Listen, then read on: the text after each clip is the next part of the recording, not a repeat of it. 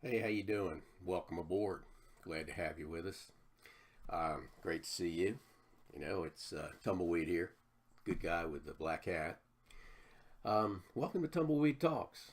I'm going to talk about perhaps some things that impact meaning in life, our relationship with God, and rising above some of the things that impact our lives. This video is the second in a series on faith in business, and we're going to talk about the servant leader mindset. Now, the landscape of history, and I love history, offers a rich panoply filled with the accomplishments of leaders. From biblical leaders of long ago like Moses, David, and Solomon, to the likes of Alexander, Julius Caesar, and Genghis Khan, and then more recently, folks like George Washington, Winston Churchill, and Ronald Reagan. The successes and foibles of countless leaders have often become the stuff of legends. Keep in mind that leadership is a process of influencing individuals and groups to set and achieve goals. Leaders are made. I contend that they're not born. Leadership is a learned skill set. Why is leadership so important, especially for today? Well, the answer may lie in the seeming absence of leadership. Our culture has been inexorably moving from truth to trend, pursuit of values to pursuit of wealth, and from excellence to often expedience. In an era when corporate success hinges on innovation and adaptability for optimum productivity, there seems to be a dearth of leadership talent. There's plenty of what I call spray on charisma, masquerading as leadership. But true leadership, I think most of us agree, is pretty much lacking.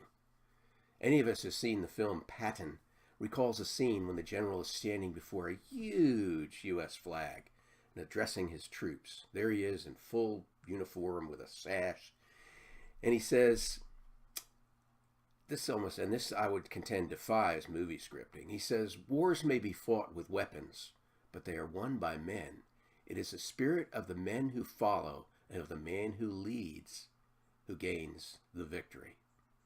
Patton was a student of warfare, but it was the qualities of leadership that he learned and exhibited that drove men to follow.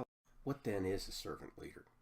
Recall that author James Collins defined such leadership as that paradoxical blend of competence, confidence, and humility.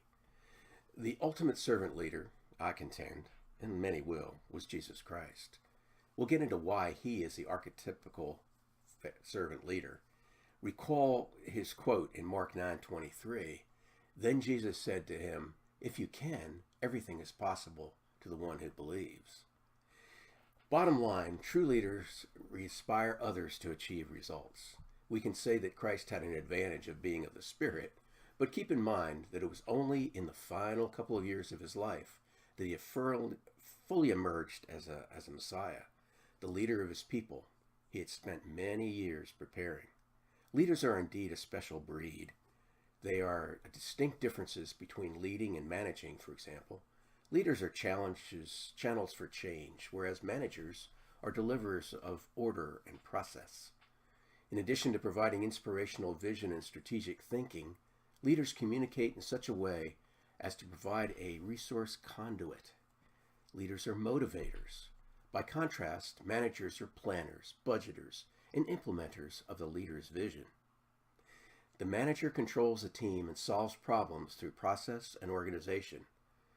As author Jonathan Swift noted in 1726, vision is the art of seeing things invisible.